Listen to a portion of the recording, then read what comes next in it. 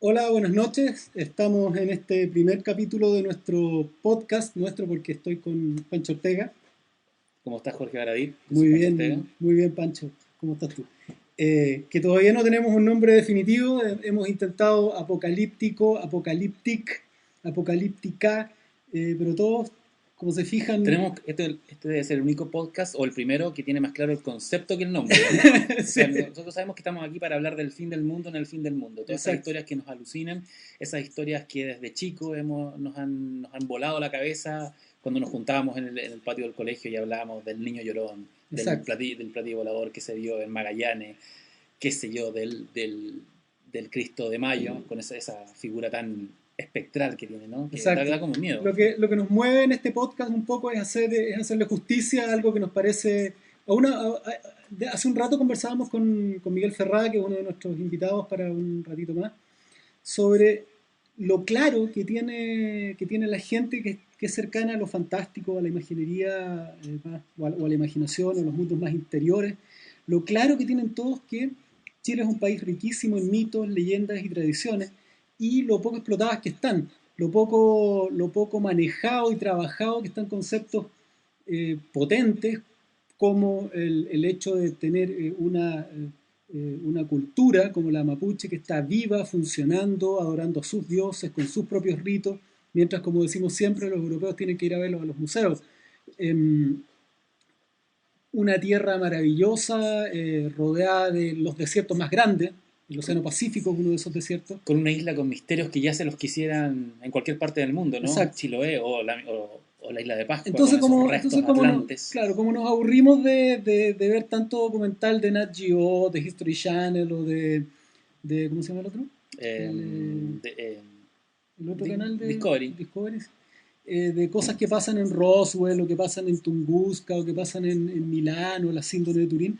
Nosotros tenemos nuestros propios meteoros extraños, tenemos nuestros propios contactados, Nuestras propias sociedades nuestras secretas. propias sociedades secretas y nuestras propias organizaciones nazi, alienígenas, escondidas bajo tierra en islotes y qué sé yo. Tenemos nuestras propias montañas de la locura en la Exacto. Antártica. Así que desde ese punto de vista es que partimos este podcast hoy, una idea masticada hace mucho rato con Pancho y en general con nuestros amigos más cercanos. Apocalipsis, apocalípticos, transmitiendo en directo desde el fin del mundo, Para el fin del mundo. para el fin del mundo. El tema que nos va a ocupar hoy. Es bien comercial, somos bien vendidos por el primer capítulo. Bueno, Queremos más auditores. si anoche Nicolás López puso pechugas para subirse el rating, nosotros vamos a hablar Vampiros. de vampiros. Vamos a hablar de vampiros, pero como también sabemos todo acerca de Elizabeth Bathory, sabemos todo acerca de Vlad Tepes y el señor Drácula o el conde Orlok, pero no tenemos mucha idea de lo que pasa en Chile, no tenemos muchas nociones de qué cosa es el Piuchen o Pibuchen mapuche, o quién es el Huitranalhue, También mapuche. también mapuche. O casos en el siglo XIX en el cementerio general donde muertos se levantaron de las tumbas Exacto. y están recopiladas en un par de libros. ¿Usted sabe que en la saga Crepúsculo hay un mapuche? Ahora, la historia de por qué hay un mapuche es incluso más bizarro Claro. que el hecho de que en Crepúsculo hay un vampiro. Y también tenemos, no sé, pues, en la historia más pop tenemos el libro que acaba de sacar hace unos meses Pato Jara, Las zapatillas de Drácula, o tenemos historias más pop todavía sobre qué pasaba, cuál fue esa historia acerca de un vampiro chileno que mordió, ¿fue en el Val-le-Duc o en Sí, el, en el Baladuc. en el Val-le-Duc? El vampiro chileno que mordió a una nena y la dejó infectada, quién sabe qué, bueno, a lo mejor O sea, de sífilis. el tipo no se había lavado los dientes como en 10 Como en días. 20 días, y había estado durmiendo mucho tiempo. No, se viene harto movimiento vampírico chileno. Vamos a tirar un par de exclusivas, un par de libros que se están preparando sobre el mito acá en Chile.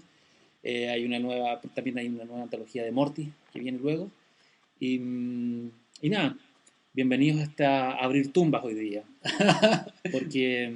Y traigan sus estacas, sus cruces. Sí, tenemos dos invitados de lujo. Yo creo que por el tamaño pantalla. de la pantalla parece que los vamos a escuchar nomás, pero acérquese a la pantalla don Miguel Ferrada. Miguel Ferrada es el representante oficial, claro, de Mortis en Chile. Está ahí. Sí. Hola. Y detrás va a aparecer la Bernardito Ojeda, Nicteris. Ellos dos eran los señores, los amos y señores de Goetia.cl y han estado involucrados, creo yo, en cuánta iniciativa al respecto ha habido en Chile en ese sentido. Ellos son vampiros de verdad. Yo creo que este especial lo deberíamos... Bueno, hay una cosa que no dijimos. Este programa, la idea de hacer este podcast nace de varias cosas. De partida, esto es como un homenaje a lo que durante 50 años hizo don Pato Varela, que nos asustaba todos los días de Radio Portales con las historias de un Chile imposible, algo que no sé por qué nunca se pasó a la televisión, porque ese programa era maravilloso. Y también estamos copiando un poco a los españoles, a nuestros admirados Iker Jiménez y Sí, claro. Milenio 3. Que curiosamente un programa desde el otro lado del mundo que le dedican muchas páginas a Chile. O sea, muchos programas. Hablan mucho de Chile. Sí, hablan mucho de Chile. Iker Jiménez es nuestra inspiración, pero creo que la diferencia la van a ir notando a medida que vayan avanzando los capítulos. O sea, esa es la inspiración. Yo creo que la gran inspiración es transmitir todas esas conversaciones bizarras que hemos tenido en pizzerías y cosas así. Y comencemos con el tema, comencemos desde el principio. Como estamos en América, a mí por lo menos me gustaría, no sé qué piensas tú, ¿puedo proponer? Dale, adelante. Me gustaría partir... de casa, además. Sí, estamos en mi casa. Me gustaría proponer como tema el gran vampiro americano. El gran vampiro americano es el Sol. Ese es el primer vampiro del que tenemos referencia en nosotros. Y desde esa perspectiva ya estamos en las antípodas del vampiro europeo. Exacto, que es lunar, ¿no? El vampiro que es nocturno. Acá en América, al otro lado, ¿no? Se supone que estamos en el sur, hay nórdicos y están los súrdicos. Nosotros estamos en las antípodas y tenemos nuestro primer gran vampiro, que era el Sol. ¿Qué pasaba? En la Tierra, los ciclos debían ser movidos, o los movía la naturaleza, los movía el Sol, pero necesitaba ayuda humana. En las tradiciones, no sé, por la tradición judeocristiana en realidad no tenemos muy clara noción de por qué cresta Dios nos creó. Alguna vez un cura cuando yo era chico me dijo para que lo adoraran. No fue una respuesta tan fría como chucha. Este gallo tenía problemas de afectividad, necesitaba reafirmar su ego, qué sé yo. Como la típica, Dios es amor. Es amor. ¿Por qué nos creó? Para ser adorado. Claro. En cambio, en América la respuesta era clarísima. El hombre fue creado para ayudar al sol y a la naturaleza toda a que su ciclo permaneciera, a que el ciclo continuara girando. Es decir, el cosmos era una serie de ruedas y de engranajes de alguna manera conectados, pero que era movido por el ser humano y por una fuerza bien particular, por la sangre. Los aztecas, que estaban en un periodo cultural, aquí la antropóloga me puede tirar un coscacho, pero que estaban eran ya, no sé, una de las últimas etapas de una cultura que había visto hace un buen rato su máximo esplendor. Imperio, claro. Lo realmente grosos habían sido como los mayas. Y estos gallos, los aztecas, eran unos señores que habían, un poco lo que pasó con los germanos cuando se tomaron el Imperio Romano, ¿no? Que eran los bárbaros que en el fondo se habían tomado habían usufructado de los conocimientos y de la grandeza. Ya lo habían vampirizado ellos ya habían buen concepto. Eran como parásitos. Sí, el parásito del vampiro es como... Y ocurría también un poco en el pueblo incaico, tengo entendido que en menor medida, aunque hay un dato re interesante. Ellos alimentaban en general las culturas de la cordillera, o las culturas mesoamericanas más importantes, alimentaban al mundo con sangre. Le cortaban el cuello, extraían el corazón en algunas prácticas, con algunas prácticas y instrumentos muy dolorosos, como lo pudimos ver en Apocalipto, la película de Mel Gibson. La película de Mel Gibson, que mezclaba como tres culturas juntas, sí, como tres claro. historias. Que no contento con mostrarnos cómo le habían sacado sangre a Jesús, nos puso un tipo bastante... El más gordo de todo. Yo creo, ¿no? Sí. O sea, la pasión de Cristo era... Sí, era espantosa. Era un hombre en una máquina de moler carne. Exacto. Pornográficamente gordo. Exacto. Pornográfico, sí, era pornografía. Y... pero es... Bueno, voy a cambiarte un poco de tema, pero me quedé pegado con la imagen del Cristo crucificado y todo sanguíneo, lento.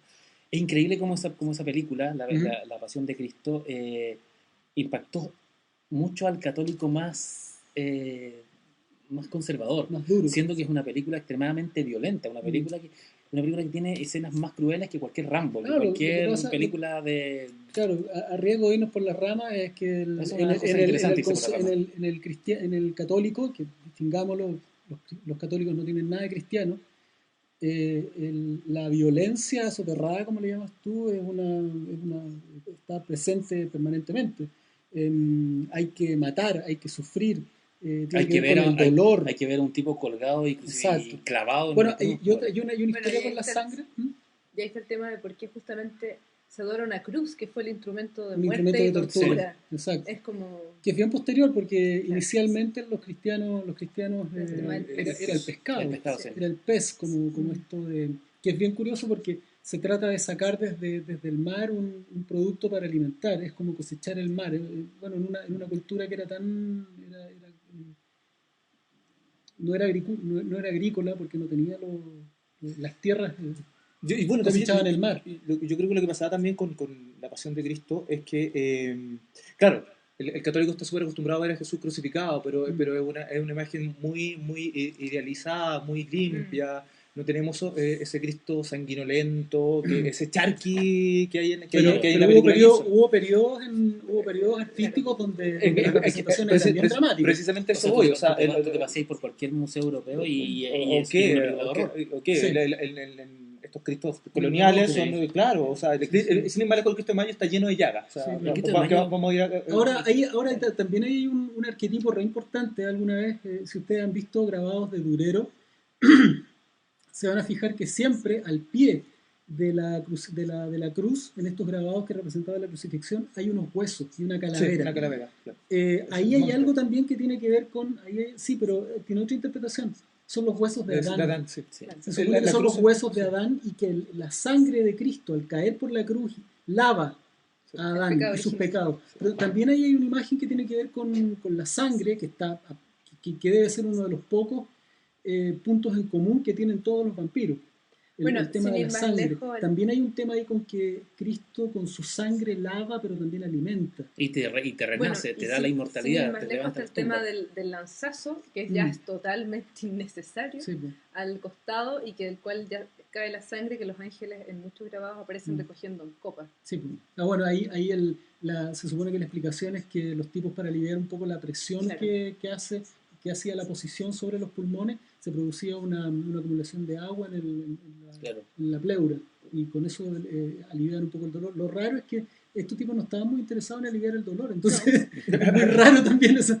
Bueno, volviendo, este primer gran vampiro incluso desató, que es el sol en América, que ya produce un efecto espejo interesante.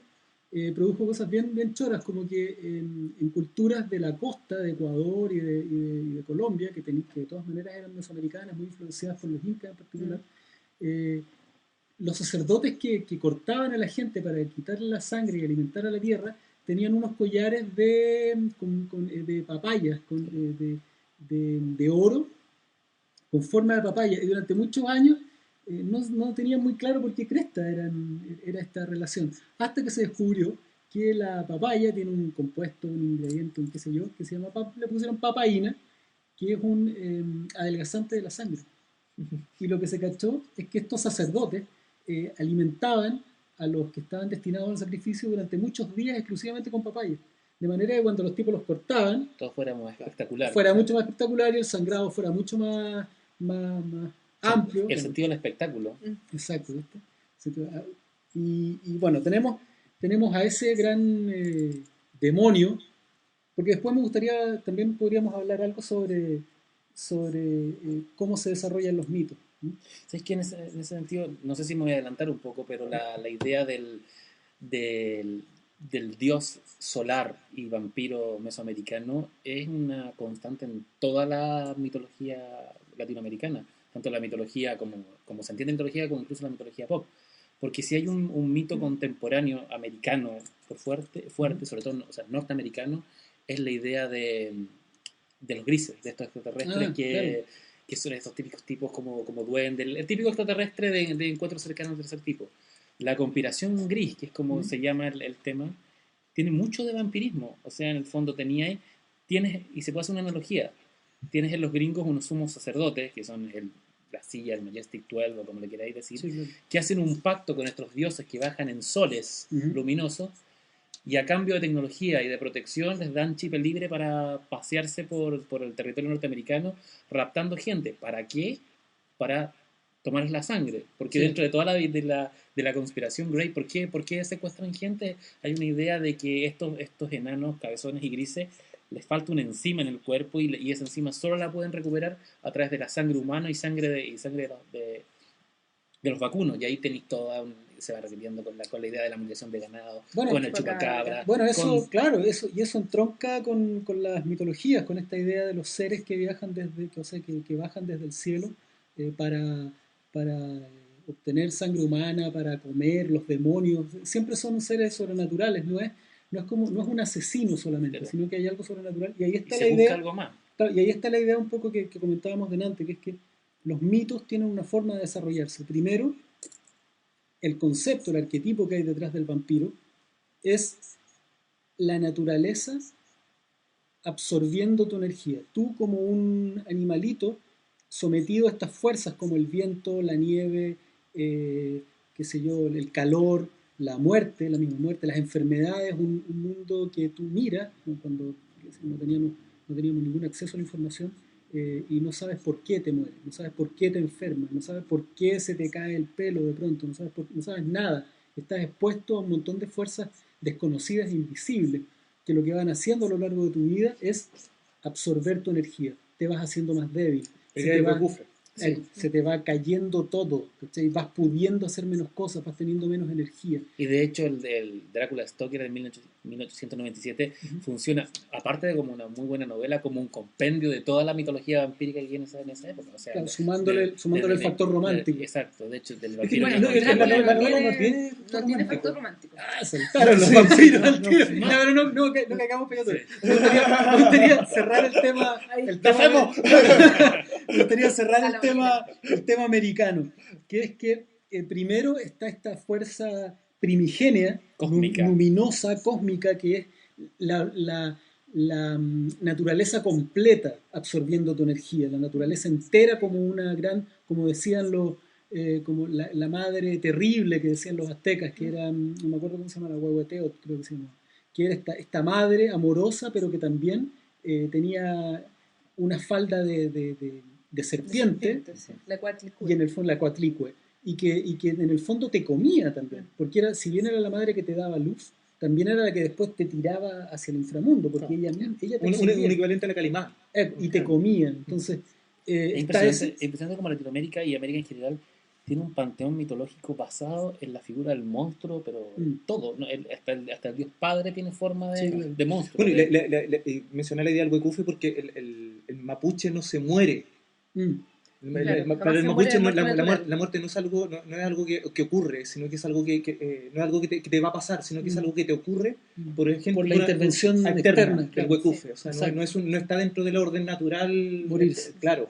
Tienes Sí, algo que entonces, te mata. hay Algo una que te absorbe. y es una fatalidad, porque es una fatalidad bien terrible, porque en el fondo todos se mueren, quiere decir que siempre triunfa Sí. un huecufe en algunas circunstancias.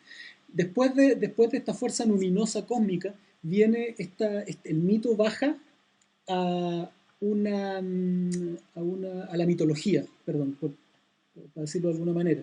Baja de esta cosa luminosa, innombrable, cósmica, a convertirse en mitología. ¿De qué forma? En la forma de números, dioses, demonios. En el caso de América tenemos a Tezcatlipoca, que me encanta decir el nombre completo. Tezcatlipoca Tecutli, nuestro señor, el del espejo humeante, que también se alimentaba el corazón y sangre extraído de algún esclavo. Tenemos también, como mencionamos, a la Coatlicue, que también absorbía sangre. Y después de dioses, cualquier mito deviene en demonios, en bichos que tienen que ver con las leyendas. En el caso de los vampiros en Europa, bajó de un dios que se alimentaba de sangre a un Nosferatu, a un ser que absorbía sangre. En el caso de Chile o de los mapuches, al Huitranalhue o al Piuchén. Después deriva en leyendas, después pasa a la literatura y finalmente a la parodia.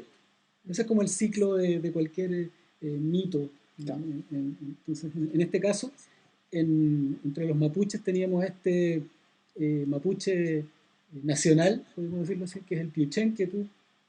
Sí, claro, el pichón a ver, por el lado mapuche, el pichón está la idea de, es un acto más que una criatura, aparte así, es el acto de absorber, de drenar. Y Claro, esta significa el que seca a la gente. claro, claro, esa es la idea. Entonces, una criatura, al principio es esta acción externa que va drenando y va... Es como una fuerza de la naturaleza. Claro, un parásito, una especie de parásito cósmico, ¿sí? Es como- Claro. y no muy formado.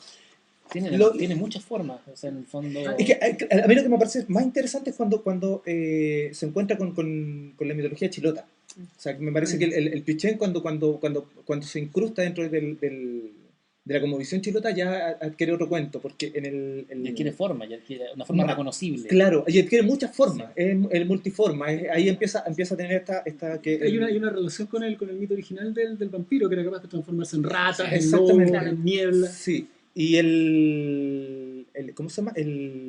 Bueno, ahí tenéis las diferentes formas como chancho, o como serpiente. Como ratones grandes. Y es un brujo fracasado. Esa es la que a mí me gusta más, es un brujo, es un calcu, ¿Ya? un postulante a la recta provincia, o antes de eso a la brujería, antes de que se instaurara. Lo echaron de Hogwarts. Exactamente, lo echan de juego, el tipo no pasó las pruebas, y sabe que usted no es digno, lo llevan al medio de un lago, ¿Ya? y lo lanzan al final. Y ahí, cuando va cayendo, va degenerándose, va haciendo una especie de devolución genética. El Bernardo Quintana Mancilla tiene en su libro de mitología chilota, que uno de los menos confiables porque está súper influenciado por la mitología griega. O sea, se le nota mucho que el tipo quiere que se parezcan y ojalá que podamos tener un panteón bien bonito, bien armado y hagamos cuentos. Pero esa es una ambición de casi todos los que estudian y se obsesionan con la y en el prólogo dice, oye, incluyendo. Claro, y en el prólogo dice, hagan cuentos con esto, o sea, por favor. Y él dice que esta caída del brujo que no cumple con los requisitos para llegar a ser un cálculo tiene que ver con la devolución genética, que al final empieza a despertar un montón de genes que están dormidos ahí de toda la evolución de la humanidad, o sea, por eso sale este monstruo y es tan caótico y es tan azaroso, no tiene una forma definida, no, el tipo saca una parte de acá de qué sé yo, de un caballo, de un cocodrilo, y al final, claro. Pero lo único finalmente que tiene y que resalta es el hecho de devorar o absorber. Es el instinto primario que le queda a este sujeto que cae. Porque no se sustenta Claro. solo, el tipo tiene que apoyarse en un otro, tiene que parasitar. Yo Claro. creo que el vampiro en Chile es súper parásito. Bueno, y eso es muy bonito porque define Chile perfecto. Yo creo que define Chile de forma perfecta. Sí, claro. El tema del parásito. Claro, como el tema de la eterna, el equilibrio precario al final, Claro. al final, ¿cachai? O sea, el tipo ya no logró lograr su objetivo, no logró ser un señor sobre la tierra, esta idea del cálculo como rey, el rey sobre la tierra, eso se llamaban reyes, no es un rey sobre la tierra, no está en dominio. Por lo tanto, Pero le tiene queda que al menos poder seguir Claro. profitando de otro. Se convierte en una molestia. Claro. En rigor, el Piuchén es una metáfora de una enfermedad, muy, así funciona, ¿no? Claro. Es como un... Bueno, en el caso, volviendo al tema del fracaso, es un poco lo bonito que tenía el mito vampírico en Rumania o en la Europa del Este, que era un suicida. Claro. Es decir, era alguien que no había podido vivir la vida, no había podido sobrevivir o ser capaz de llevar una vida normal, y un fracaso en eso es suicidarse. Claro. Y que era justamente castigado y también venía una suerte de castigo en que el tipo tenía que volver. El Piuchén también vuelve, Claro, porque claro, podía perfectamente quedarse una en condena. caer. sí. El Piuchén es una Claro. condena. A mí me pasó que estaba escribiendo un texto sobre otro tema y por algún motivo mencioné a vampiros y a brujos dentro de este texto. Y lo escribí poco antes de la caída de la Torre Gemela. Era un texto para un sitio web que estaba escribiendo sobre la idea del fin del mundo, sobre el cambio de milenio y todo eso. Y no ya cómo terminarlo, y justo cuando estoy como viendo cómo terminarlo, se cae la Torre Gemela. Entonces, bueno, ahí lo cerré. Simplemente, bueno, se cayó la Torre Gemela, no tengo nada más que Ahí decir. se acabó todo. Se acabó todo, claro. Fue un cierre de puertas. Claro, o sea, yo Pero ¿qué podía decir después de eso? O sea, entonces cierro el texto, se cayó la Torre Gemela, no puedo rondear esto queda hasta aquí. Y lo sometimos a un software de QTAP, de este sistema de William Burroughs, para cachar qué mensaje oculto habían dentro de la web que había escrito, porque al final lo había escrito medio en trance, medio cachando las señales y todo el tema. Y salió la frase, el vampiro es un brujo fracasado. Pero en algún lado mencionó los vampiros, en otro lado mencionó los brujos, y en el otro lado mencionó el fracaso, y sale la frase el vampiro son brujos. Está dentro de tu texto. De tu texto, lo arma el Kutab. El Kutab arma el brujo y lo conversamos con él y digo, oye, pero ya, ¿por qué? Bueno, claro, nos vino al tiro del cliché. O sea, no, el vampiro es un mago fracasado, porque no estaba hablando de brujo, estaba hablando de magia. Es un mago. Pero nos acordamos el tiro de los cálculos que se nos forman en cliché. Y, bueno, ¿y por qué? ¿Por qué un fracasado? ¿Por qué cuando fracasa un brujo se transforma en vampiro? O cuando fracasa un mago se transforma en vampiro. Y esta idea del mago, la carta del arcano, que es una antena, ¿cachai? Sí. Solve, coagula, o sea, es un tipo que conecta lo superior con lo superno con lo inferno. Exactamente. Y el brujo no está en esa conexión, no es una antena, es un canal de una pura entrada. O sea, el tipo no tiene salida, ¿cachai? Absorbe nomás. Y entonces, claro, el vampiro por eso, y una de las cosas de las bolas que nos fuimos fue... Una de las pruebas del brujo de Chiloé, del calco, cuando está pasando por toda su iniciación, es pararse en un treyen, en una caída de agua, para limpiarse el bautismo. Sí, claro. Y claro, eso tiene que ver también con ser parte de la corriente. Al final el tipo le va cayendo el agua y es uno con la corriente, tiene que pasar ahí 40 días, 40 noches, o sea, se hace uno. El vampiro no, en el mito original rumano no puede cruzar cursos de agua. Otra vez. O sea, ahí hay una corriente, el tipo no puede entrar. Lo que también dijimos en algún minuto, el vampiro no puede seguir líneas rectas. Hay un problema con los laberintos. Claro. Es fuerte la figura del vampiro, la idea de las reglas. ¿eh? Sí. Esa cosa de no cruzar el agua en movimiento. Obsesivo compulsivo. Sí, de hecho alguna vez lo dijimos. El déjame entrar, claro. Sí, no, son obsesivos compulsivos, son tipos que no están... O el tema de, por ejemplo, que te tiren semillas en la noche y tenés que quedarte a contarlas. O sea, es gente llena de tics, llena de o sea, monstruos, y que finalmente... con debilidades muy handicaps simples, de obsesivo compulsivo, es verdad lo que dices tú. Sí. O sea, en el fondo, que no puede entrar a una casa si no lo invitáis, que tenga que vivir en su tierra, que no pueda cruzar agua en movimiento, que... Es un mañoso, un viejo mañoso, sí, o sea, hablo desde el síntoma. Claro. Es curioso lo que una analogía bastante gratuita, pero el nombre de la caída de agua en Traillén. Traillén es un pueblo que queda en la 9ª región, cerca de Temuco, y tiene las historias más curiosas de vampirismo en Chile. Porque si bien hay historias de supuestos vampiros en Chile, la mayoría son del siglo XIX. En Traillén hubo un caso de vampirismo en 1984. 84, ya.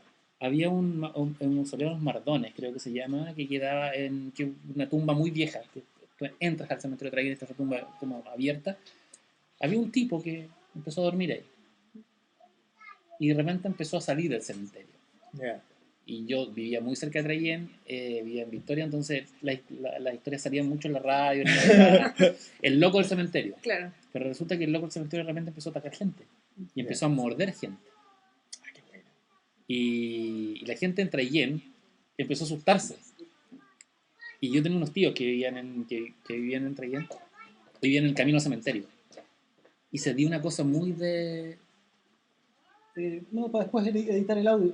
Se cayó. Pero bien. Sigan hablando nomás porque estamos grabando. Sería una cosa muy de película de la Hammer. Iban los milicos y los pacos y cruzaban el camino a cazar a este tipo que vivía en el cementerio. ¡Qué bueno! Y el tipo lo agarraron, lo metieron en la cárcel de Traillén y declararon que estaba absolutamente loco y sufría de una locura que lo obligaba a morder. Pero fue un caso de bueno, todas esas son compulsiones o son obsesiones, es un tema y que se adquiere, podríamos decir, por estar como al lado, lo semejante está al lado de lo semejante, es como el tema de gente que vive en el cementerio y termina alimentándose de cadáveres, está como todo ese tema, casi como lo semejante atrae lo semejante, también lo repele, está como el tema de las gárgolas en la iglesia. No te cacho bien la idea. A ver, que no me parece curioso que una persona enloquezca yéndose a un cementerio porque se le podría ocurrir hacer muchas cosas, pero lo que se le ocurre es morder gente. Sí, claro, es como lo esperable.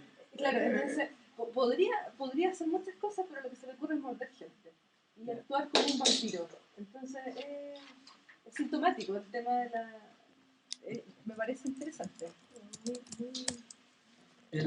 Los mapuches tienen bien lo que hablábamos al principio, esta idea de la muerte, que no son uno se muere, sino que viene algo, el huecufe, y están llenos de figuras como mitológicas muy potentes relacionadas con la sangre y con la muerte en vida. Claro. Tenéis el huecufe, el huitrenalhue. El Cherke Huecufe, por ejemplo, que estos cueros vivos. Eso Sí, mismo pero lo me- que me- me- sí. fue el tema del cuero, que es bien interesante. De hecho, el otro día pillé en el libro de Rolf Foster, que habla de un Cherke Huecufe casi antropomorfo. Voy a buscar la fuente porque la fuente no es un libro, es una tesis, parece. Pero se refiere al Cherke Huecufe no como un cuero vivo, sino que como un ser antropomorfo que incluso tiene que aparearse. Y el cuero Y se le permite aparearse. es fuerte la figura del cuero porque está presente hasta hoy en día. O sea, Sí. Y hay gente que dice que ve el cuero y que se come a un niño y que se comió a un ganado. Para mí Hay el cuero era una cosa que existía y era plausible. Claro, cuando yo era chico yo vivía en Pudahuel, no sé, por la Laguna Carén, estaba a X distancia, y me hablaban del cuero que vivía en la Laguna Carén, y para mí era como que me estuviera hablando de un perro, o que me dijera que en el campo allá hay vaca. O sea, para mí era súper Totalmente real. súper factible. O sea, después cuando, claro, Yo me acuerdo cuando era chico y hablábamos del cuero en el colegio, los profesores que buscaban explicación lógica a todo te decían el cuero es una mantarraya Sí, que entró del mar por el río, o una medusa, claro, que no funciona más la medusa por esta idea de la viscosidad pero el cuero está presente en lagos, en lagunas, claro, y en el mar, y está en todas partes. Incluso bueno, o sea, voy a contar un poco una infidencia. Un amigo mío me contaba de un amigo de él a su vez, que es profesor de biología, o sea, un gallo no, que es mapuche, pero profesor de biología, o sea, un tipo, un biólogo, o sea, claro. Un gallo que con educación instruido, digámoslo. Y el tipo le decía, mira, yo cuando fui a la casa de mi papá vi un Cherke Huecufe. Pero, o sea, ¿y un biólogo te lo está diciendo? Sí, o sea, yo estaba aquí y estaba allá, o sea, claro. Lo vi. Y mi amigo le decía, pero me estáis hablando, no me estáis hablando en sentido figurado, no, te estoy diciendo que vi pero son campos de realidad, ¿cachai? O sea, el gallo, claro, o sea, él tiene todo su mundo como biólogo, en que se hace una explicación biológica de las cosas, pero también es un mapuche que ha pasado su vida envuelto en una visión de mundo, y en el momento de ir a la casa de los papás ve un Cherke y no se hace problema, o sea, no hay un quiebre, hay como un acoplamiento paradigmático, ¿cachai? O sea, pero él lo ve, o sea, es una historia haciendo fe de que el gallo no está mintiendo, claro. Que no tiene también motivo, pero sí, claro, si lo mintió, bueno, la historia no tiene ninguna validez, pero si es cierto, o sea, ese gallo está siendo honesto, es súper interesante. Entonces estamos hablando de un tipo cuando moderno, ¿cachai? Que está viendo Cuando saltamos del campo chileno con sus piuchenes y sus chupacabras, que es una versión media animal, o sea, lo que podríamos decir... es moderna del piuchene, claro, del Colo-Colo. Lo que podríamos, a menos que ustedes estén en desacuerdo, lo que rescato es que en el campo chileno la respuesta que se buscó no es la misma o no es similar a la respuesta que se buscó quizás en Europa, en Rumania, para la elaboración del mito de los Nosferatu. Acá parece que estuvieran buscando explicaciones para por qué se le ponen flacas las vacas. Sobre todo las ovejas. Claro, porque en realidad cuando uno analiza los vitrenalgos o los piuchenes o los chupacabras son parásitos bien menores, son demonios bien poco familiares, por así decirlo, domésticos. Son domésticos, son como una rata, son como como el vampiro, el murciélago. Bueno, el piuchene además el nombre de un murciélago. El nombre de un murciélago chiquitito. Porque de hecho la imagen con la que más se asocia al piuchen es una serpiente de alrededor de 1 metro, con alas. Es una imagen muy casi como uno incluso podría decir que es una imagen media medieval, claro, europea. Es el basilisco. O sea, sí, el basilisco. Claro, de hecho, también hay una relación con el basilisco, porque dicen que en algunos relatos que también petrifica a la gente, claro, cuando uno lo ve. Pero encuentro que es bien banal el vampiro o el en ese bichito. caso quizás el cuero provoca mucho más terror, me imagino, claro, que un... Pero parece que eso es lo que hacen, por ejemplo, se alimentan de tu sangre, te van adelgazando, te van quitando energía, pero no te convierten en algo, no te devoran, no te dan inmortalidad. No te dan inmortalidad, no hay cero glamour. No hay nada, claro, no hay nada muy trascendente. Y no es gótico. No, para nada. O sea, no anda con trajes de seda, ni mucho menos. ¿Sí? Entonces, es un vampiro como o sea, la palabra es fea, pero rasca, es como los de Near Dark, la película de Catherine Bigelow. Es un parásito. Sí, el parásito en su primigenia expresión. Exacto, él solo puede alimentarse de sangre. Claro, pero no da nada. No produce nada. Que hay una anécdota que un poco ratifica esto de un bicho, un parásito banal en Chile, que no tiene nada que ver con Armand, ni con Lestat, ni con nada de esto. Que es una anécdota que encontré, publicado en 1776, en 1776 y 1792, en el periódico Courrier de l'Europe. ¿Cómo se dice? Le Courrier de l'Europe. Perdón, ahí tenemos el francés, ¿sí? Donde dice lo siguiente. Lee eso, por favor, que está ahí. Dice: Description historique d'un monstre symbolique pris vivant sur le bord du lac Fagua, près de Santa Fe, par les coins de Francisco Saavedra de Neury. Vampiro chileno, Courrier de l'Europe, claro. que en el fondo la nota al pie de una ilustración. Sí, famosa. Claro. Sí, que es como una especie de gárgola. Es una ilustración que describe a un ser con cabeza humana, orejas largas, cuernos de toro, boca en forma de pico, cuerpo con escamas, alas de murciélago, patas de ave y cola doble en forma de flecha. Y en esta parte del cuerpo tiene atrapado un animal, que es un cerdo probablemente, y en sus patas garras aprisiona un vacuno. Es decir, es un chupacabra. Es rural, claro, es un chupacabra, es un parásito rural que se alimenta de animales, nada muy glamoroso. Supuestamente ese bicho estaba debajo de un lago, en el lago... Porque aquí dice que lo capturaron. Claro. Sí. Es un bicho capturado en Chile. Se perdían muchos animales en ese lago. Entonces la gente decía... Claro, porque dice que fue un monstruo simbólico que fue tomado vivo en los bordes del lago Fagua, cerca de Santa Fe. Sí. Pero si te fijáis en los años, fue un periodo, qué sé yo, donde se mezclaba, hubo mucha mezcla entre ciencia dura y mitología. Porque está el caso también del monstruo en Francia. Sí. Claro, el famoso lobo de... Entonces hay que ese lago donde supuestamente estaba el piuchen o basilisco o chupacabras del siglo XVI, XVIII, lo secaron.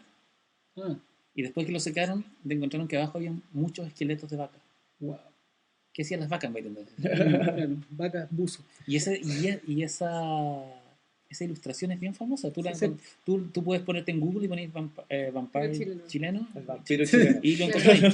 Existe el vampiro chileno, ¿viste? Y bueno, lo que podríamos como insistir, de la manera como podríamos seguir insistiendo, es que la mezcla entre esta forma de ver al vampiro chileno, que es banal, doméstica, rural, relacionada con los animales, con las vacas, más que con los seres humanos, y el gran mito del siglo XX, que son los extraterrestres, arroja un chupacabra como un experimento o un alienígena que habría en el fondo la misma... Lo que hablábamos al principio, el mito del gris. Exacto. Nuestra versión entonces de este nuevo mito es un animal extraterrestre capturado por la NASA que fue liberado en el Atacama o en algún lugar. Ahora el chupacabra se pasea por toda Latinoamérica. Sí, en realidad no es chileno para nada. Hasta... Lo que pasa es que de repente la prensa que necesitaba historias que llenar planas empezó a darle mucha importancia a la idea del chupacabra. Pero claro, siendo chico, se escuchaba del cuero o del tanto en el sur sobre todo, que secaba a los animales. Claro. Y casos raros, está desde siempre. El chupacabra es como nombre y como será de la década de los 70, acá llegó como tardía, llegó como los 90 y 2000. Pero yo me acuerdo siendo chico y haber escuchado de... Yo tuve una nana que, la Juanita, no sé qué será de ella, que era mapuche, que era de la zona del Cerrado, en Cool, cerca de Victoria. Y ella me contaba muchas historias de la zona. Del cerro se movía, el cerro tenía la típica idea de la laguna encantada, que tiene un tesoro que se repite desde Parinacota hasta la Patagonia. El cerro que tenía túneles hasta el centro de la tierra y todo. Y me contaba la historia de que cuando los animales se enfermaban, sobre todo las ovejas y las vacas, era porque venían duendes a darles besos. Darles besos, mira la imagen. Bueno, el beso del vampiro. Y el duende es un ser pequeño, chiquitito, generalmente es cabezón. Es la idea del Grey, del Grey. Sí. Bueno, los duendes están súper presentes también en los relatos.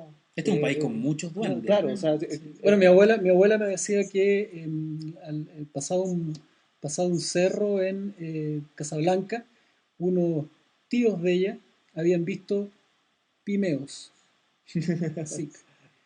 Y que eran... ¿Cómo eran?, le preguntaba yo. Es que me dijeron que eran chicos. ¿Pero de dónde llegaron? No, que habían llegado ahí pimeos. ¿Y dónde se quedaron? No, si estuvieron un rato y se fueron. No, estuvieron un rato y se fueron. Pero ¿cómo eran? Eran chicos, andaban sin ropa y eran cabezones. Ah, Mitch. Y después se subieron una estrella. Claro. Claro. Así como cuando cae una estrella fugaz, era al revés. La estrella se iba. Es maravilloso esa forma de contar eventos que tú le podés sacar la interpretación que queráis. Exacto. Bueno, entonces el tema de la inocencia. El tema es que en Chile no tenemos, por decirlo así, vampiros urbanos. Sí tenemos vampiros. ¡Dime, Pancho! No, mira, ¿me prestáis ese libro, por favor? César Parra, que es uno de nuestros buenos investigadores forteanos, tiene un par de libros. Este es creo que la segunda edición de su primer texto, que es La Guía Mágica de Santiago, y el año pasado sacó La Guía de Casas Embrujadas de Chile, que es como pasearse desde Arica y Punta Arenas por todas esas mansiones supuestas. Este Parra le dedica el primer capítulo de este libro, que por favor, si pueden, vayan a buscarlo ya, porque es una cosa para cagarse miedo, perdón. Tiene un par de historias del Cementerio General de Santiago y que están recopiladas en un libro que se publicó a finales del siglo XIX, que se llama La Historia y la Tradición del Cementerio General de Chile, que es de Abel Rosales.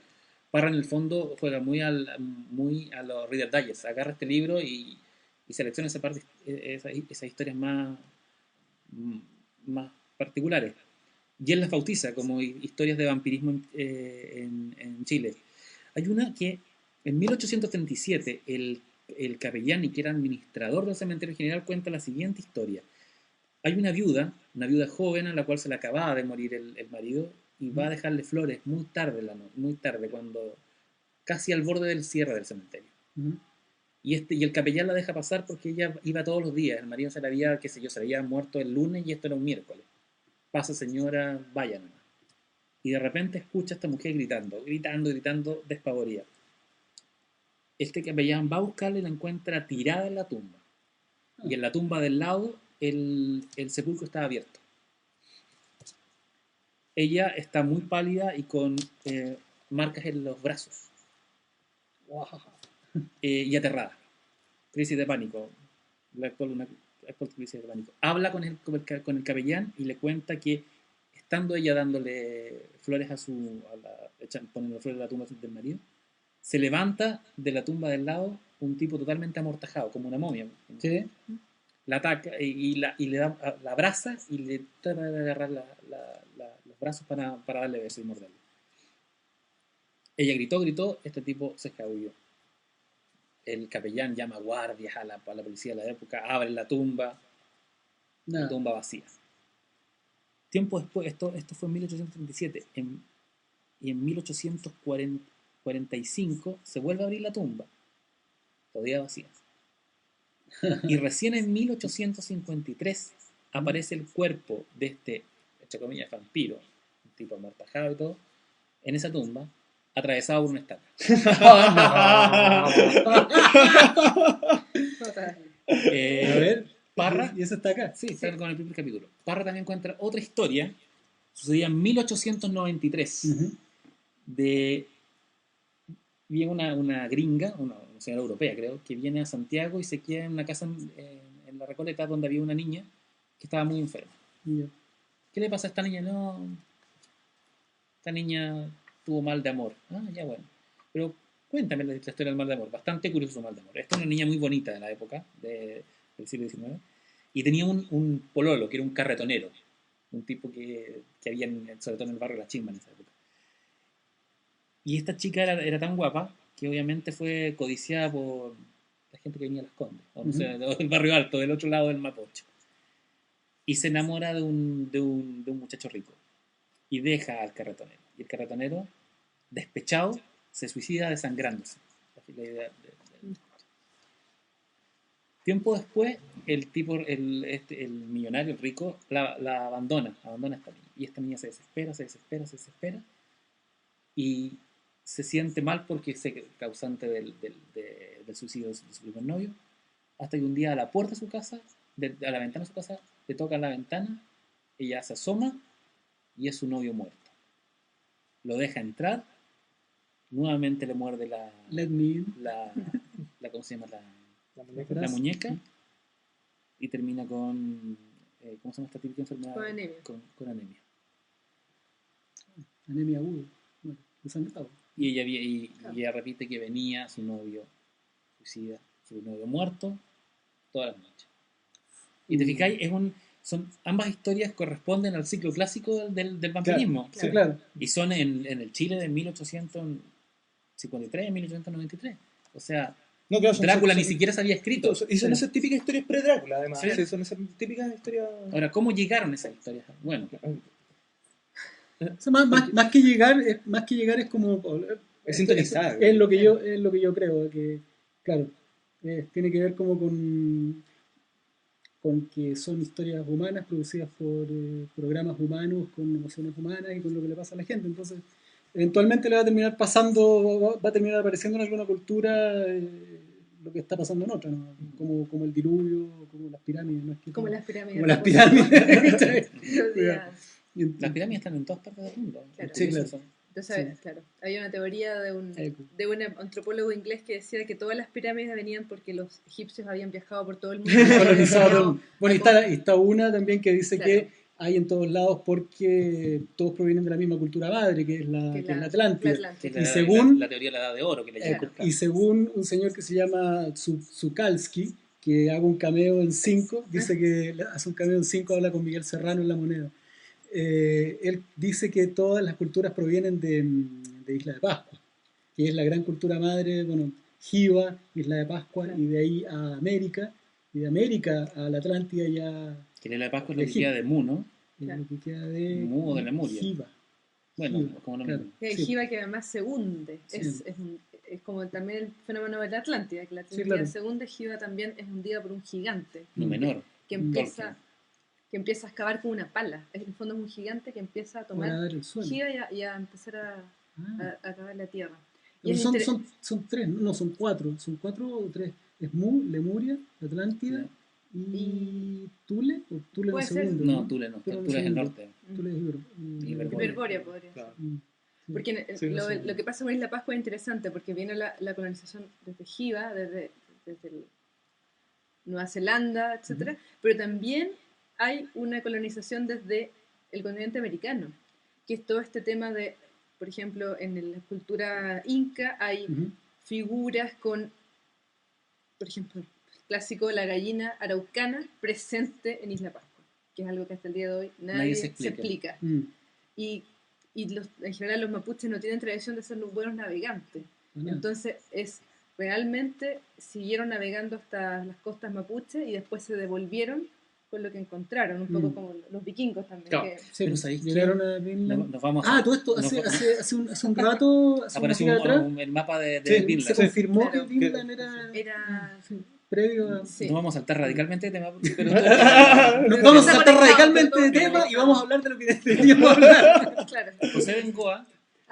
Bueno, él tiene esa teoría que yo la encuentro muy buena, muy interesante, que la idea del mapuche como un pueblo marítimo pero fluvial, que ocupaba los ríos como carretera. Sí. Y está ese hallazgo que se hizo en el lago Lanalhue, cerca de Concepción, que era unas canoas canoas mortuorias de grandes jefes. Que supuestamente fueron, sí, absolutamente. ¡Vikingo! Que es como un ciclo épico muy parecido a los de los vikingos. Bueno, toda la historia, toda la idea de la isla Mocha, los grandes jefes de Java, Oye, que es como Avalón. A mí me gustaría que respondiera cómo es que aparece un mapuche en la saga Crepúsculo. Quiero sacarme porque yo no tengo idea. ¿Cómo? No, yo no tengo idea. O sea, yo sé que el hermano de la Stephanie Meyers estuvo de mormón viviendo en Chile un rato. El hermano y el marido. Ah, ya, y el marido también. Mira, Y eran misioneros mormones. Misioneros Y mormones. si tú sé que mormones tenés que ser mormón, o sea, tenés que ser misionero y te mandan. Exacto. Hay lugares más perdidos del mundo. No sé, pero el tipo, los dos tipos estuvieron en se podría en Temuco. en mi casa, teóricamente. Estuvieron en Temuco, conocieron mucha gente más. Tú cachai que sobre todo el pueblo mapuche es muy permeable a las religiones. De hecho, los evangélicos ahora. La mayoría de los mapuches son evangélicos, bueno, también algunos mormones. Y obviamente agarraron este nombre y que le pareció bonito, que se llama Nahuel, curiosamente. Sí, claro, se llama Nahuel. Y lo que sí le pareció... lo ubica en Brasil. Sí. Bueno, es el clásico karma de Chile. Chile siempre es la Amazonía para todo el resto del mundo. Sí, porque habla es como de selva. Es como el American Gothic de Alan Moore, que claro. en donde muere el mar en Chiloé, pero Chiloé está lleno de papagayos. Y es una selva tropical. Sí, pues acá también habla creo que también habla de selva, el mapuche. Porque Nahuel porque significa puma de la selva. Puma de la selva. Bueno, yo creo que básicamente el rollo de Stephanie Meyer es solo ocupar el nombre y darle un elemento presentar el nombre. exótico a su... Exacto. Es como en la última Indiana Jones, donde estaba Nazca al lado de... Sí, claro, Bueno, en ese aspecto es interesante que el mito del vampiro siempre, o el mito gótico, siempre se nutra de lo extranjero, de lo exótico. Bueno, la alteridad, pues, la idea de la alteridad. La idea del otro, o sea, en el caso de las novelas Camila, góticas, es clásico el ejemplo de los personajes que tienen nombres italianos o tienen nombres españoles, porque en Inglaterra sonaban exóticos y provocaban esta idea de la... O sea, siempre el vampiro era un extranjero, un otro. Era un tipo... Bueno, es otra de las formas del miedo a los otros. Claro, no, sí tiene mucho de eso. Sí, y siempre estaba esa línea débil entre el extranjero que venía justamente a hacer lo clásico, a robarnos las mujeres, a seducirnos, a pervertir las normas de la sociedad. Que eso es Drácula, en el fondo. Drácula es la invasión la invasión extranjera. De hecho, hay ¿cómo se llaman? Hay una serie de novelas como Steampunk que se llaman Ano Drácula, que es muy buena porque, o sea, dentro de toda la anécdota que tiene la novela, lo cumple y el tipo termina casándose con la reina Victoria y convirtiéndola... Es maravilloso. Es notable. Es una muy buena... El año de Kevin Newman, que es muy amigo de Neil Gaiman. Sí. No, claro, ahí le resulta el plan. Que es lo interesante de Drácula, es una invasión, el tipo planea asolar Inglaterra. O sea, el tipo llega con su tierra. Claro. Llega con sus cajas de tierra, que es una metáfora que no sé si Stoker era tan inteligente, pero lo funciona muy bien. O sea, bueno, el barco en que viene se llama Demeter, o sea, sí, claro. O sea, esa es mi historia favorita. Sí. Bueno, el otro día comentábamos en el lanzamiento de Nocturna, porque es otro de los temas vampíricos que nos ha movido estos días. Claro, el libro de Chuck Hogan, diseñado por Guillermo del Toro, como dijimos, producido por Guillermo del Toro y dirigido por Chuck Hogan. Exacto. Es como lo mismo y actuado por Chuck Hogan también. Y ahí comentábamos que tiene una partida que es un homenaje a la novela de Bram Stoker, porque en Bram Stoker lo que plantea es que Drácula llega a Inglaterra en un barco que se llama Demeter con todos sus pasajeros muertos y con una caja dentro llena de tierra. Excepto con el capitán, bueno, también viene muerto.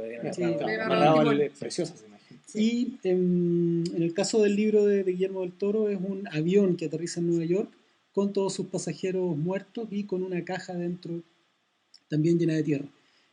Comentábamos el otro día, con un corto resumen, por lo menos de lo que yo planteaba, que en realidad esto es más parecido a un libro de zombies con dientes. Hay una razón de entrada más biológica que luminosa o que metafísica, y que se trataría de una plaga como el SIDA, como el ébola, quizás con la diferencia que de alguna manera, y siguiendo la tradición de los libros de ciencia ficción y de terror, decíamos que podían ser metafóricos o proféticos de la realidad, lo estaba escribiendo, lo estaba terminando, o estaba en imprenta ya en el preciso instante en que los aviones se convertían en el mundo en los mensajeros de la pandemia, y en que en realidad se había descubierto que el último caballo del apocalipsis eran finalmente esta pérdida de las barreras y de los compartimentos estancos de los países, y que las amenazas biológicas eran una amenaza global ya. En el fondo podríamos decir que la ANH1, no sé qué, WZ,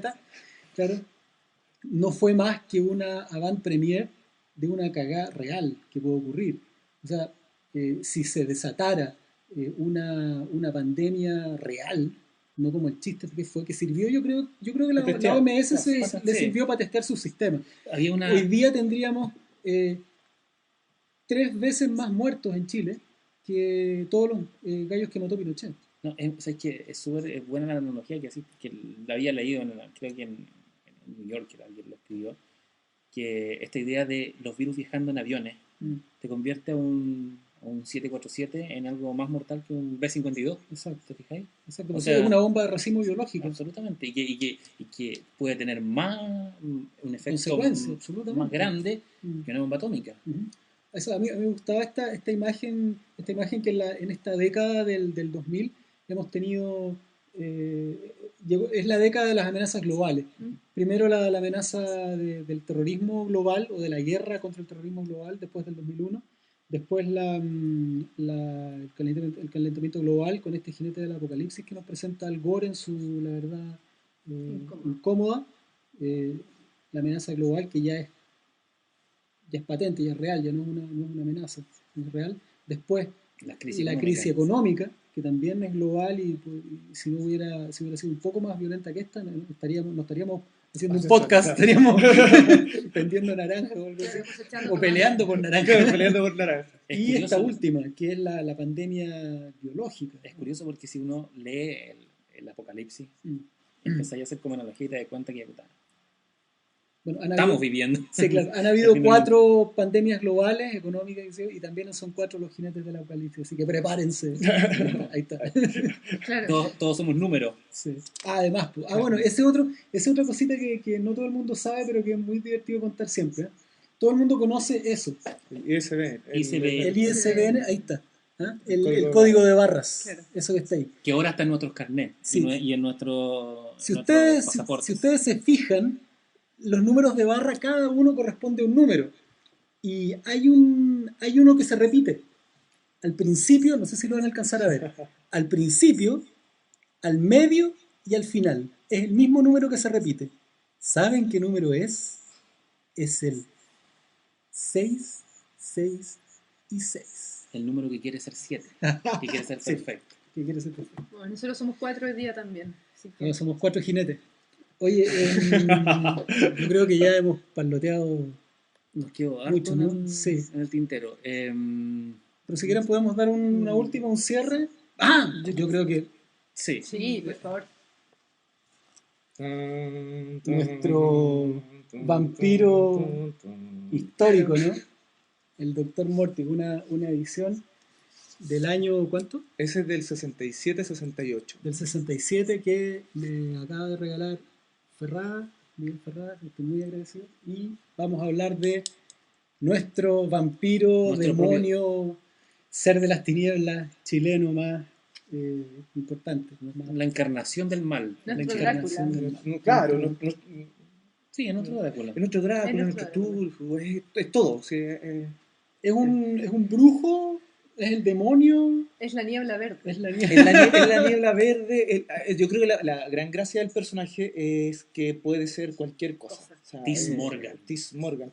A mí, Proteo. Me pasó una cosa súper rara que, bueno, yo me leí los primeros Morty a principios de los 90, me voló la cabeza, me puse fanático y cuando yo me pongo obsesivo ya soy un medio insoportable, entonces empecé a buscar revistas, anotar y todo. Y claro, cuando empiezo el proyecto tenía una idea más o menos formada del personaje, pero cuando ya empezamos con el año antepasado con el sitio y empezamos todo el proyecto ya en marcha, tuve la oportunidad de conocerlo más a fondo, como, por el lado del radioteatro, conocer gente que lo había escuchado, que lo había leído, empezar a tener una visión más amplia. Y dentro de eso también a ampliar mi colección.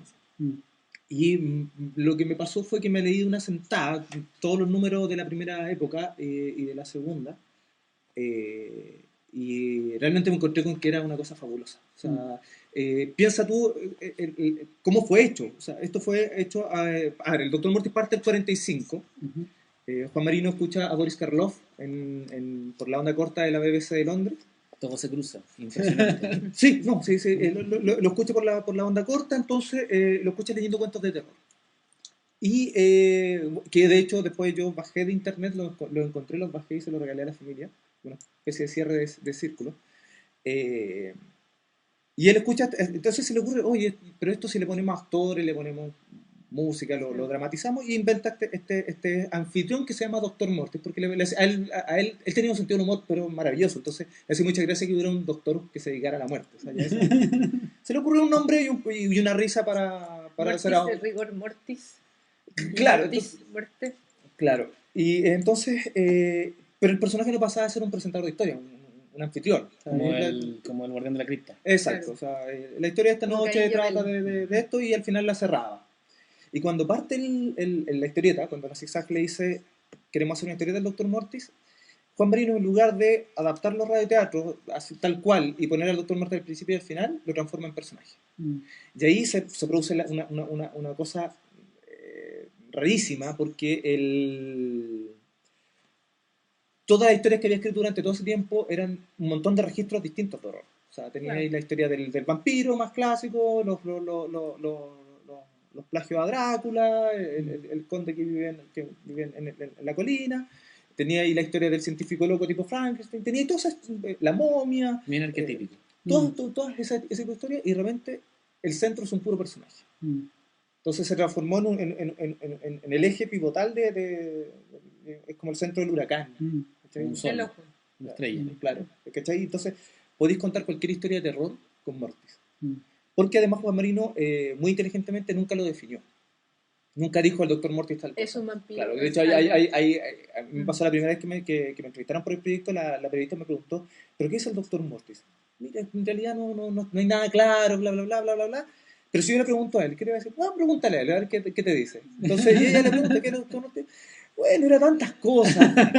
No, pero era un vampiro. Y es re curioso porque hoy día lo primero que uno hace cuando está escribiendo una historieta o una novela, ¿quién es? ¿Qué hace? Una definición de carácter. Y lo que te preguntan editores o productores. Exacto. Y todo ya. ¿Quién es tu personaje? Claro, porque lo mueve, no, aquí no. Y esa fue la gran gracia que encontramos, y lo que hemos tratado de mantener en todo lo que hemos hecho, en In Absentia Mortis, en El Retorno, o sea, tratar de mantener ese equilibrio ahí, cósmico. Claro, ese equilibrio que no nunca hacer una biografía del personaje, nunca poner el spotlight ahí que se vea completamente. Morty fue hasta el espacio, ¿no? Fue hasta el espacio. O sea, podéis meter, tenéis historias de ciencia ficción, tenéis historias con extraterrestres. Y es curioso, esas historias de ciencia ficción de Morty son anteriores a Alien. Claro. Y son muy parecidas. Algo, un extraño pasajero en la... Claro, no, hay un montón de historias de Mortis que, bueno, o sea, primero que Juan Marino bebió mucho y que pasa lo otro a nivel estético también, bebió mucho de la Hammer y de las películas de Corman de Poe, la adaptación de Poe. Con Vincent Price, que es un... Claro, entonces lo que lográis en estos 104 números de la primera época es tener las joyitas del terror, o sea, es como una especie de chiche. A mí me pasa cuando editamos los libros que no hay la hora que salgan de la imprenta para tenerlos yo, porque tenéis pequeñas joyitas de horror clásico, bien hecho, bien escrito, y en todos los registros. Y pasó que, claro, por un lado, adaptó el Carmila, por ejemplo, adaptó un montón de historias, y él mismo decía, no, yo pescaba historias de otro y la adaptaba, claro. Y le cambiaron nombres nomás y se acabó. Pero dentro de eso empezó a generarse esta especie de orden superior, de especie de patrón que al final lo junta todo. Y eso también hizo que se adelantara ciertas cosas del horror. O sea, el número que el reloj Jorge es uno de mis favoritos, porque de hecho la manera en que aborda el monstruo es súper adelantada a la época. Y pasaba que realmente por necesidad de producir, ¿no? Tenía que producir una historia mensual, una historia quincenal, y aparte de las del radioteatro. Y pasaba que, claro, pescaba un típico cliché del horror gótico, lo mezclaba con esta cosa más, no sé, pues más Lovecraftiana. Él leía mucho terror. Y de repente un dibujante le decía, oye, quiero dibujar algo con ovnis, y lo metía a la batidora y salía... Claro, lo que a mí me pasa con Morty, con lo que leí de chico, en las revistas estaban en mi casa, o la recuperación que hiciste tú, me llama la atención que Marino tenía súper claro una cuestión muy moderna. O sea, una estructura muy moderna que te enseñan en todas las escuelas de guión, de cine, todo. Todas sus historias tenían los 3 actos, pero sí 1, 2, 3. Claro. Y fue una cosa de industria. El tipo tenía que entregar mucha historia, rápido. Y en el fondo era pa. y tú las leís y decís, esto me funciona hasta el día de hoy. Sí. O sea, yo de verdad, a mí me encantaría, o sea, ese típico sueño. Así como en Argentina hicieron del Eternauta material de lectura obligatoria y sacaron una edición para los colegios, yo creo que hay una tremenda deuda pendiente entre el Ministerio de Educación y el cómic chileno, sobre todo que ahora se está en el Centro Cultural de España hay como un evento en estos Festival días, de historieta, que vayan a ver. Festival Viñetas del Fin del Mundo en el Centro Cultural de España, junto con la Biblioteca Nacional. Se está haciendo un festival bastante interesante. Se lanzó el libro del Atrauco, se va a lanzar Zombie en la Moneda, el volumen 2 del Dr. Mortis. Yo voy a estar el lunes hablando de literatura y cómic. Este viernes va a estar Claudio Romo, Informe Tunguska, que es una maravilla. O sea, Claudio Romo es lejos uno de los... el más grande ilustrador de este momento, ilustrador, porque el mejor historietista es Gabriel Rodríguez, sí. O sea, que se dibujó un episodio de In Absentia Mortis. Ojo con Rodríguez, ¿eh? O sea, a mí me llama la atención, siempre buscamos a gente, el chileno que está triunfando afuera, el guatón de los, el otro tipo de héroes, y Gabriel Rodríguez es un chileno que ha estado candidato 2 veces al Eisner, que es como estar 2 veces candidato al Oscar. ¿Tú sabes cómo llegó a dibujar The Great and Secret Show de Cliff Barker? Bueno, trabajó con Cliff Barker y está trabajando con Joe Hill. Y ahora vuelve a trabajar con Cliff Barker, que escribió un cómic. O sea, es que se puso a escribir un cómic, o sea, una historia especialmente para el cómic, después de 15 años que no escribía para cómic. Claro. Lo hizo porque quería hacer una cosa con Gabriel. Porque cuando llega el editor Chris Ryall de IDW con las propuestas de dibujantes para The Great and Secret Show, lleva a Gabriel Rodríguez encima porque quería que lo dibujara Gabriel. Entonces le ponen un montón de dibujantes. Y Cliff Barker dice, ese. No, pero mira a los demás, le dice. No, yo quiero ese. No, pero es que es súper injusto, mira a los demás. Ya empieza a mirar a los demás. No, ese quiero a Gabriel Rodríguez. ¿Sabes qué? Es tan heavy esto. O sea, yo creo que yo hago un llamado aquí a editores de cultura y espectáculo de distintos medios. Ningún chileno de los últimos 20 años ha aparecido en portadas de revistas como Entertainment Weekly, como Premiere, ya, tenemos a la Leonor Varela, pero nunca ha sido portada de un medio importante. Gabriel Rodríguez ha sido portada de 2 revistas clave. Una, la Wizard, que es como la Rolling Stone de los cómics, y Gabriel Rodríguez apareció en un número dedicado al cómic del semanario Entertainment Weekly, que es el más influyente en cultura pop y en la industria del espectáculo a nivel mundial, o sea, a nivel norteamericano, pero tomando en cuenta que la cosa como industrial. Y lo nombraban entre los 10 mejores artistas del cómic, del mainstream del cómic hoy en día. No, y es un chileno. Locan Key, a mí me parece que está al nivel de Watchmen. Así, o sea, me tiró a la piscina. O sea, y no es porque es mi amigo. O sea, esto va más allá. O sea, yo le decía, mira, Gabriel, cuando tú me pasáis las revistas que tú así, las leo porque ya están bonitas y qué sé yo. Pero Locan Key es una obra de arte de la historieta. O sea, está perfectamente construida. Es otra cosa. Entonces, nos saltamos un poco el tema, pero... Sí, bueno, sí. Tenemos un problema en este podcast. Bueno, el problema es la conducción aquí. Nos quedaron como dijo... sí. Bueno, aquí hay otra maldición. Estamos en la hora de los avisos. Aquí hay otra maldición. Nos acaba de contar una primicia la Nicteris, Bernie Ojeda, cuando le pregunté, oye, ¿y qué pasa con las maldiciones de las momias?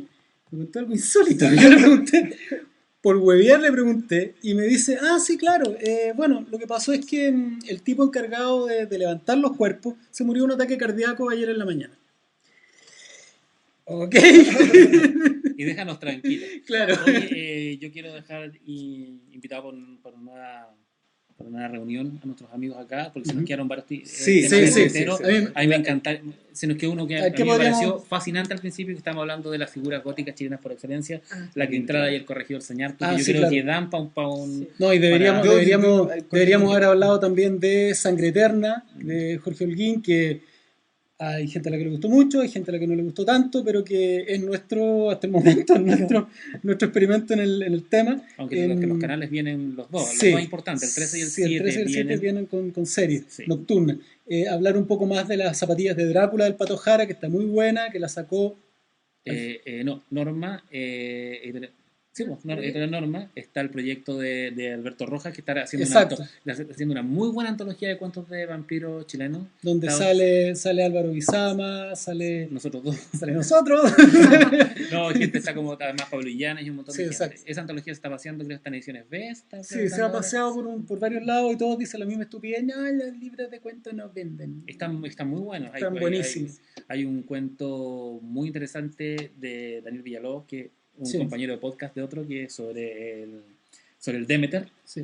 Y bueno, deberíamos haber hablado también de la gran película de vampiros de los últimos tiempos, Let the Right One In, que ya se está preparando la versión gringa, así que veanla antes Let the Right One In, antes de ver Let Me In, que quizás seguramente y lean la novela, que es bastante más oscura y es bastante más menos. La película es bien calma, tiene un pace muy tranquilo, tiene unas imágenes muy lindas, pero la novela no es tan un poquitito más. Un llamado, Editorial Planeta tiene los derechos de la novela en español y que la traigan a librerías, porque en este momento la única forma de conseguirla acá en Chile es a través de, voy a decir el nombre, la librería Ulises, que está robando por el libro, está cobrando 37.000 pesos, que es una cosa imposible. O sea, o se la compran entre varios amigos, no, o están vampirizando. No están vampirizando. Bueno, y de otra cosa que queríamos hablar era de otras metáforas del vampirismo, como el capitalismo, qué sé yo. Pero ahí nos estábamos poniendo medio. También del vampirismo psíquico, claro, que es otra forma de vampirismo. Yo creo que es un tema que, bueno, este programa va a ser bastante de ciclo, cuando se nos van a quedar. Y bueno, tenemos muchos temas en el tintero, queremos viajar a buscar la tierra hueca, la Antártica, la logia lautarina, claro. Friendship, las verdaderas razones del cruce de los Andes. ¿Por qué tanta onda con los nazis en Chile? Esa es una gran pregunta. Esa pregunta se hizo un amigo en Perú. Sí. Está en Perú y le dice de frente, oye, ¿por qué en Chile hay tanto nazi? Vamos a hablar de 5. Yo creo que 5 es un gran tema. Y un dato sobre 5. Ustedes saben que el número hiperbóreo es 5. ¿No sabía el nombre de la casa Serrano en Paraíso? 5. Y para cerrar, rendirle un homenaje al gran vampiro de todos los tiempos, presente en el universo realmente desde los inicios de todo, el verdadero vampiro que devora todo y que no devuelve nada, el gran agujero negro que lo devora todo y algún día va a terminar de, bueno, hay quienes dicen que están los agujeros blancos, no me interesan esas estupideces, me gusta la imagen de un gran resumidero cósmico tragándoselo todo en el fin del tiempo, el vampiro definitivo, el Black Hole. Aprovechando eso, que me acordé de esa película Black Hole de la Disney, que después sacó Tron, que fue el segundo experimento en animación. Vean el tráiler, porque está increíble, está la raja, espero que no hagan una porquería y que esta vez sí vaya la gente a verlo, no como pasó del año 82. Yo lo vi en el cine, sí. Yo lo vi en la tele. Yo soy más viejo. Un poquito menos viejo, pero la vi en la tele. Pero eso, de mi parte, muchas gracias. Vamos a ver hasta dónde llegamos con esto. Yo lo pasé de chancho. Benditos sean. Gracias por la invitación y desde ya para la segunda parte. Un tema inagotable. De hecho, un tema como parásito. Grabamos mucho y vamos a tener que cortar bastante. Así que, nada. Buenas noches.